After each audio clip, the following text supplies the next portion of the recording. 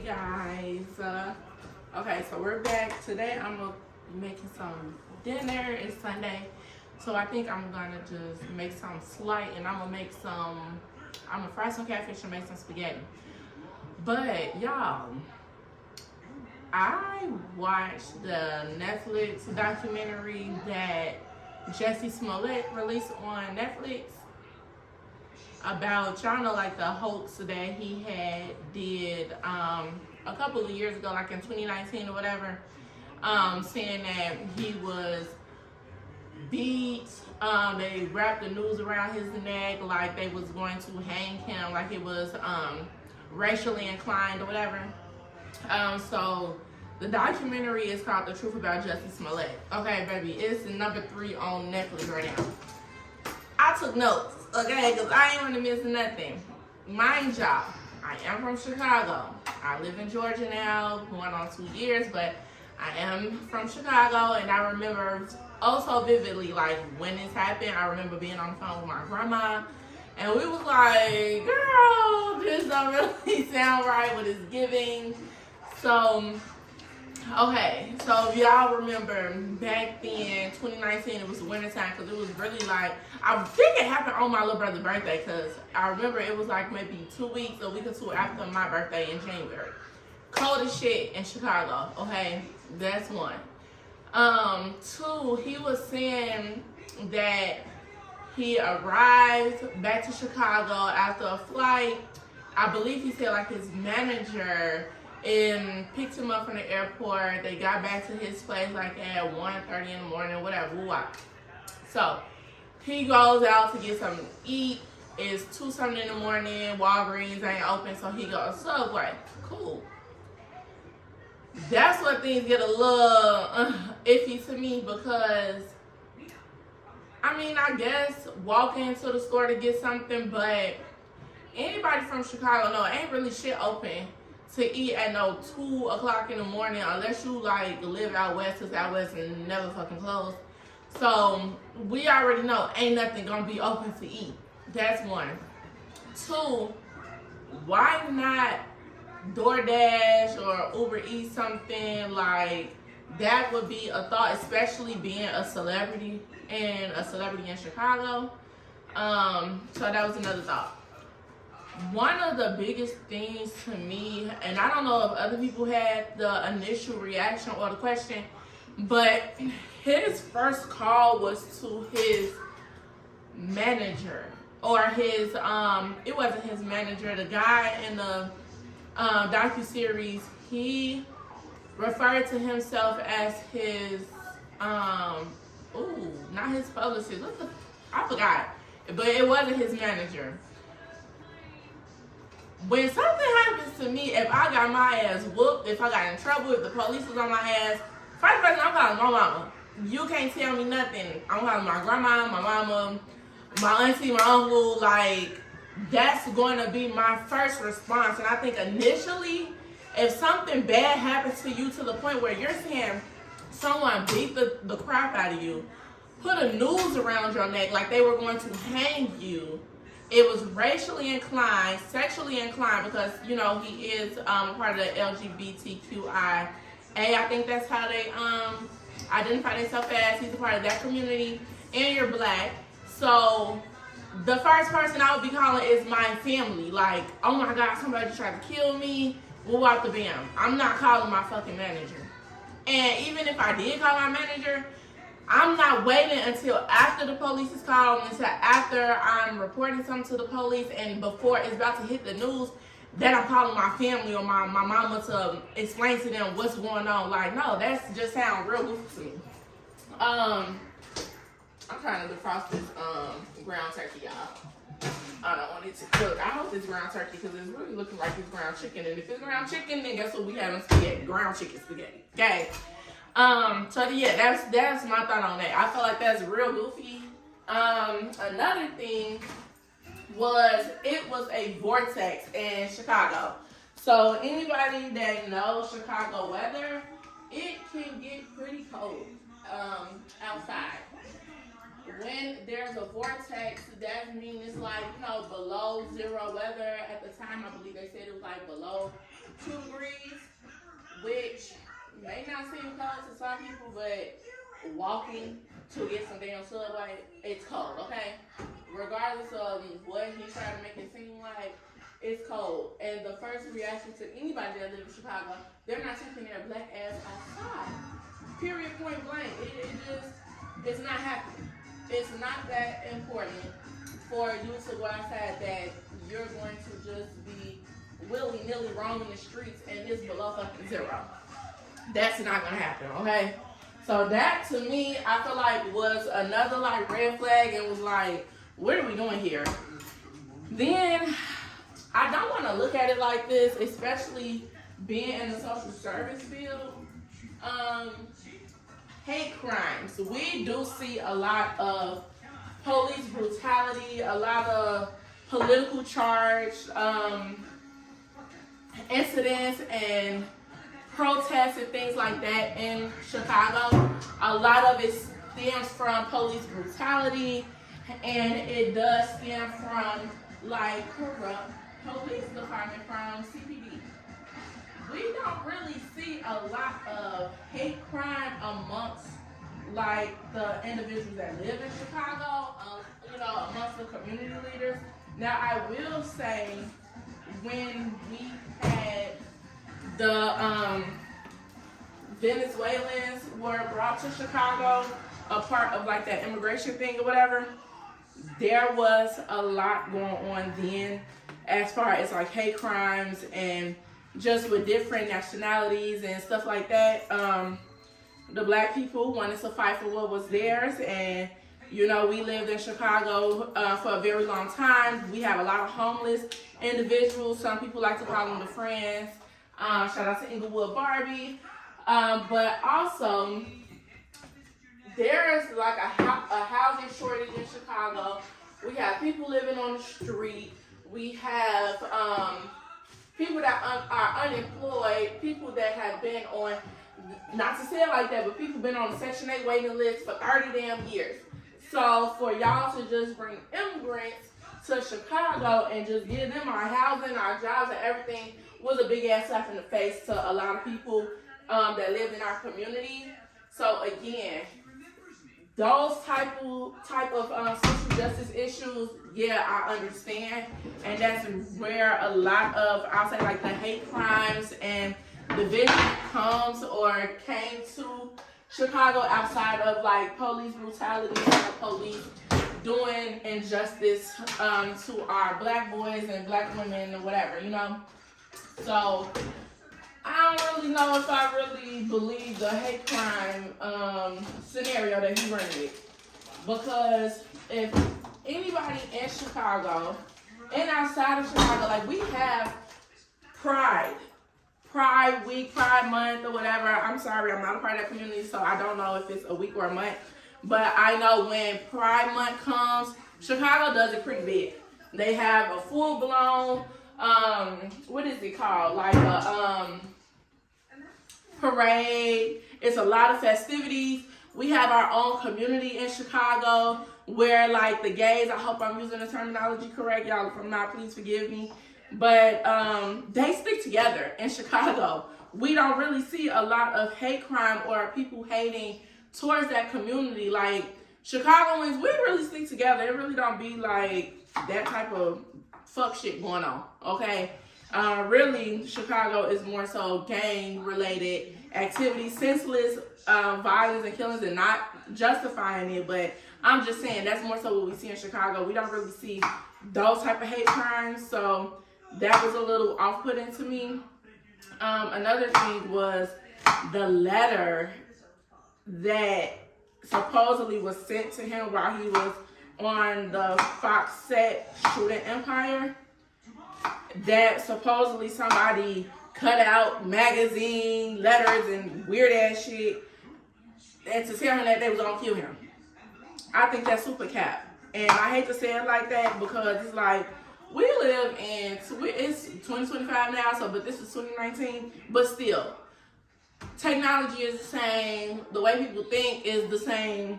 Like who cares? Like, who's going that far? If anything, people will be on social media in your comments cussing you the hell out and calling you all type of names. They're gonna kill you, death threats, whatever.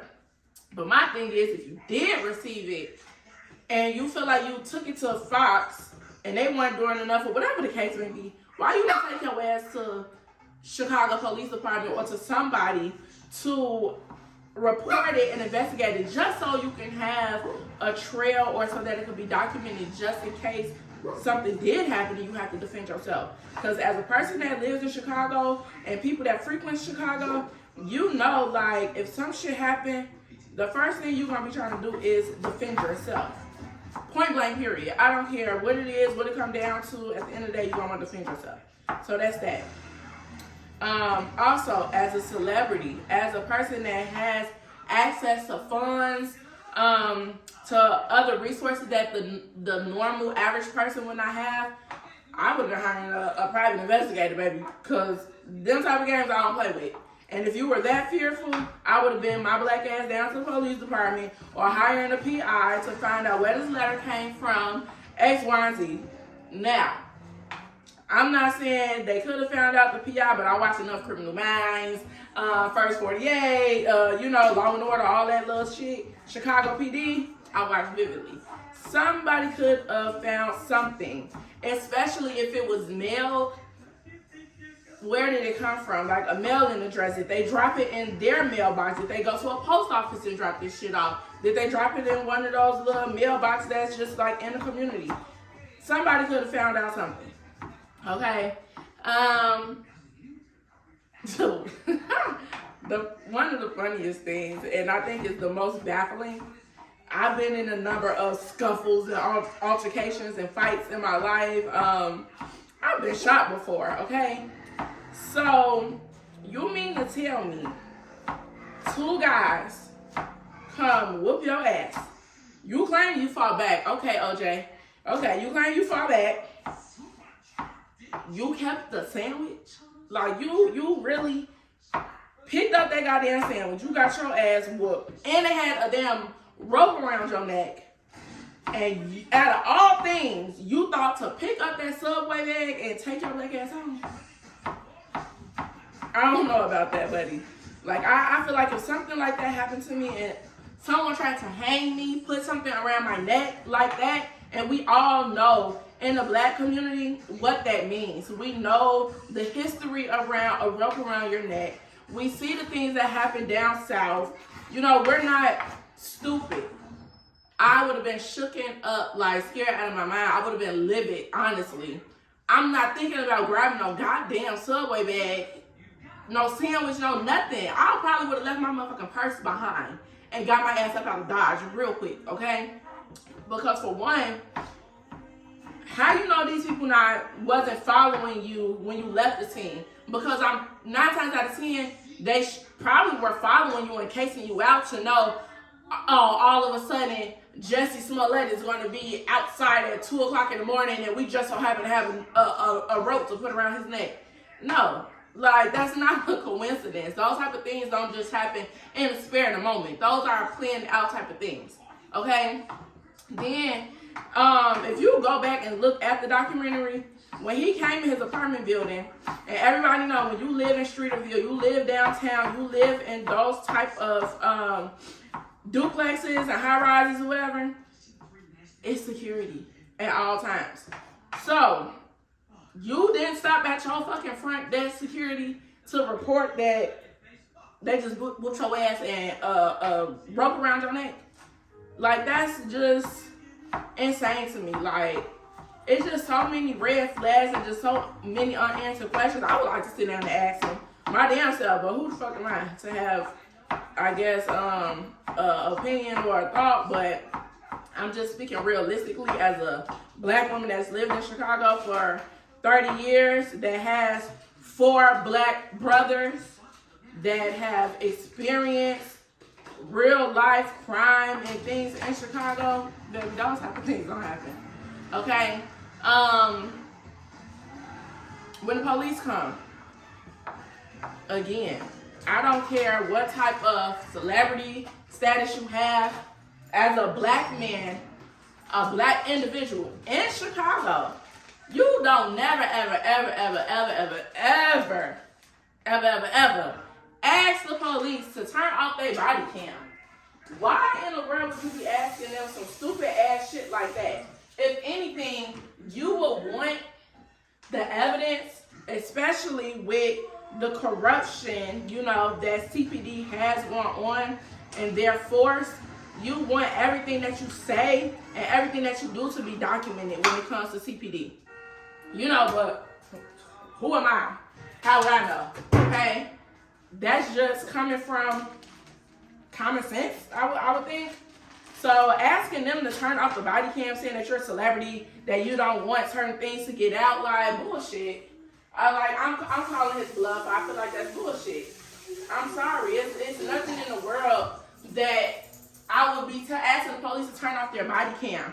If it's something that you don't want to disclose or whatever, then you just don't say it. It's simple as that. Like, you just keep your fucking mouth closed. But turning off your body cam is cap. That's crazy. On top of that, you didn't want to give your phone to the police. Again, as a person that has dealt with the police, that is black, has lived in Chicago, we're taught you don't talk to the police, right? This ain't really the case here, right? Because you're saying this is racially charged. They tried to hang you. They tried to beat you and hang you, G. So I don't give a damn all that don't talk to the police shit. I'm singing like a canary. I'm telling them everything they want to know. If I could tell you the color shoes the person had on, the shoestrings they had on, I'm telling. Period. So you're not wanting to give them your phone. What do you have to hide? Again, like talking about you do drugs and there's things in your phone, drug related, that you didn't want them to know. Baby, you're in Hollywood. You're an actor. We don't give a damn about it. We know y'all do coke, lines, pop pills, bars, all type of stuff. Like, we don't care. Nobody cares about that. And especially if you're the victim and what you said is true, we wouldn't give two SHITs, okay? We would not care about it. Like, it's just that simple. So again, I call cap, red flag. Another thing, you said that the guy, well, not you, but you know, he's Jussie. He said that the guy was white, right? So my thing is, this is happening to you. You got a ski mask on. Of course, you should be able to see around the eyes and the nose area to see the complexion and the color of their skin. So CPD, they do their due diligence. They pull these cameras again, because who in the hell is outside during a vortex? We're inside. Ain't nobody in a right mind from Chicago outside during that time. Like, we know during those times the crime is down because it's too goddamn cold. Ain't nobody doing no hits. Ain't nobody kicking no doors. So it's just like, you know, that was just, I don't know, it's ridiculous to me. But once they do their investigation, they follow the cameras, they look to see the ride shares. There was only one ride share during that time, and they connected it back to the two, I'm gonna just say the two African brothers because I can't pronounce their names. So the two African brothers, which I feel like when people are not to say it like that, I hate to say it like that, but when people down on their luck or they need money, people do anything for money. On top of that, with one of the brothers being friends with Jussie, they probably trusted him, you know, and they probably felt like he said, oh, this is something that they do in Hollywood. They probably didn't think it was gonna get this big. And I honestly think that because Jussie is an actor, I think that he believes he was going to have some type of leverage or some type of hold on the case, like how he was saying he didn't want it to get this big. Nigga, what the fuck did you think was gonna happen? I think that he probably thought because CPD has a reputation of all of these unsolved murders and missing women cases, that they probably just gonna sit on the shit, and he was going to be able to kind of like make a movement of it about, you know, whatever was going on. But then at the same time, it's like you're on the #1 TV show at the time, but really not at the time because nobody wasn't watching that bullshit no more at that time. But you was on one of the #1 TV shows, and I don't know about you, off the strength of your sister, off of Journey, baby, because I'm a fan of Eve's Bayou. people was going to support you regardless. So I feel like this type of gimmick didn't really need to happen. And quite honestly, like the police are saying like that Jussie was mad about his salary on Empire. I don't think it was he was mad about his salary on Empire. Because if you remember, Jussie had a record deal now, right? I think with Columbia Records. I probably made Columbia Records up, so don't quote me on it. But he had a record deal. And shit, I didn't know the nigga had a record deal. I didn't know the man really made music for real like that outside of what he was doing on Empire. So I feel like he may have been using this as publicity for his music because as his publicist and team was saying like they wanted him to cancel the show, he didn't. If somebody just put a fucking rope around my neck and just tried to whoop my ass and beat me the fuck up, I'm not doing a show 2 days later. Like, that's strange. Like, that's just attention-seeking shit to me. And it can't nobody tell me nothing different. I feel like that's attention-seeking shit. If you feel like someone is trying to kill you on top of everything, the climate that we live in, and if I remember correctly, Trump was in administration at that time. And we all know Trump's agenda. We all know that Trump is not one for the LGBTQIA community. Nigga, that could have started some more riots. They probably would have pulled up on you at your show and finished the job, to be honest. Like, I don't think he was thinking that far. I think, like they said, he wanted to be a poster boy, the poster child for black gays. Like, and we didn't need that. We don't need that. Like, we don't care that it's not that deep, bro. Like, it's really not. So yeah, I thought that was some bullshit. So the brothers are bodybuilders, right? They big, they strong. On several occasions during his documentary, Jussie kept saying he fought back, he fought back. No, you didn't. Like, it was staged. Because if you fought back, you would have bruises, scratches on your knuckles, on your arms, your hands, whatever. And if it's two people, whether if it was the two brothers or not, or just two white men, they would have been whooping your ass. They wasn't gonna just stop. They would have really hurt you, like, real bad. So all that, I want people to know I fought back. Okay, Mr. Tough Guy. Like, you that tough that you fought them off and they just ran. Like, no, cut the crap. What else? What other notes I got? Let's see. He paid them $3,500. I feel like that's no money at all. But again, and during that climate, and we was just on the tip of the iceberg of COVID, of the shutdown we had, because I believe we shut down in March. We shut down in Chicago. But yeah, so $3,500 for somebody that's an entrepreneur that does not really have a 9-to-5. Because if I can remember, the brother said that they were extras on Empire, and then one was a fitness coach. So he may have had like a lot of clients or whatever like that. But shit, who want to take I want like $3,500 and y'all got to split the two? Yeah, Jussie would have been having to come out more. But then again, they probably were looking at it like, oh, this is my friend, he's a celebrity, he has all these resources, you know, I can get more money later or more clientele, whatever the case may be. But I'm not letting nobody send me down the pipeline for no fucking $3,500. Sorry. We're going to have to add a couple more zeros behind that. And then another thing that I thought was super cap was the man said that when he was texting the one brother, he was texting him because he wanted him to get a weight loss drug that you can only get in Nigeria. Like Jussie, a weight loss drug. Do you know how much shit is out here that you can take to lose weight holistically and medically? Take your ass to your doctor. Again, you are an actor in Hollywood.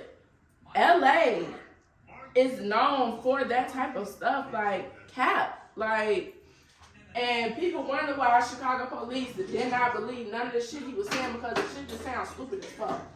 And anybody that got a little bit of common sense will understand that. people be so starstruck and so obsessed with these celebrities and stuff that they just let the most common of sense just fly over their fucking head. Then they were saying like it was 2 witnesses, the lady that lived in his building, and then the dude, he was the security guard at one of the hotels. They gave their stories. Well, the guy said that he gave his story to police, and that the police ain't really, I guess, do nothing about it. They showed him a lineup of photos of black guys, and he was like, I told them that it was a white guy, whatever like that.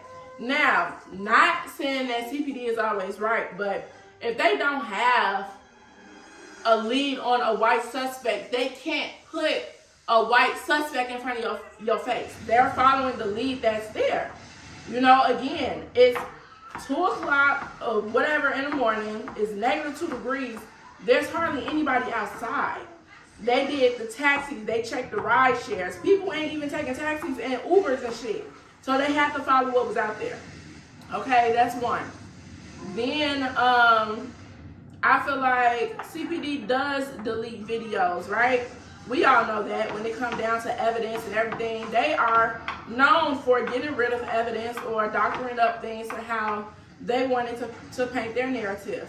But let's not forget, we're also talking about Jussie Smollett. We're also talking about the face of Fox, one of the best TV shows on TV, right? He has the same resources that CPD does. When it comes to that type of stuff, to evidence and witness tampering, he could pay anybody.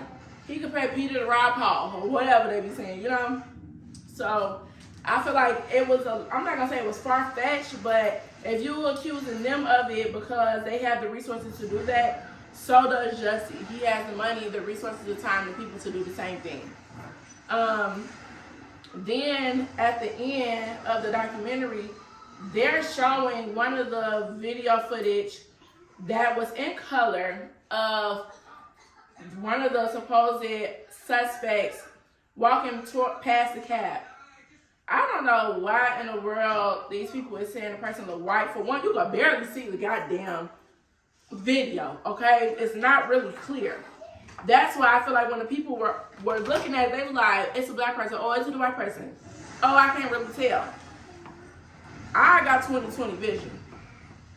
On the video, from what I can see, with the distortion of the video, because it's not clear, it's a little fuzzy, that person did not look white.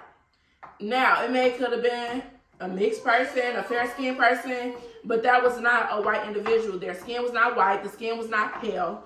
It looked like, to me, a black person, and really more so looked like a fair-skinned person. But also, from the video, it does also look like the lighting on that video was changed. Like, you know how in videos you can change the contrast, the brightness of videos? That's what it kind of looked like to me. But again, I couldn't really see it clearly, and neither could the goddamn people on the documentary. They couldn't see it clearly. So I guess who really knows? The brothers said that Jussie did it, right? And then they had a reporter on there basically from London trying to say that she looked into it more. At first she thought that Jussie was guilty, but his family seems to think that he's not. And good for his family. They should stand with him because that's your brother. But at the same time, if he is wrong, that's some sick shit to do.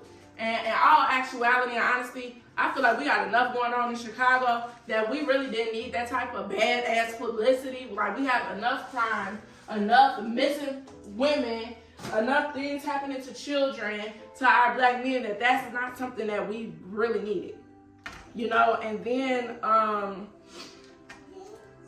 the lady is like, she thinks that the person is a white suspect and all of this, that, and the third. Then they alluded that one of the African brothers had a background and that he cut a deal with CPD that if they confess to doing this or whatever, that they would clean his record. They would expunge his record.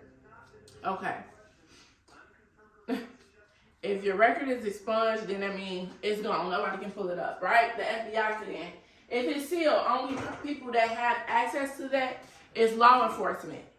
As the attorneys and the brother said, if you do a background check, if you look him up right now, his record is still going to show. So that's cap, you know? That shows that clearly he did not take a deal to get his record expunged or sealed or whatever the case may be. You know, that didn't happen.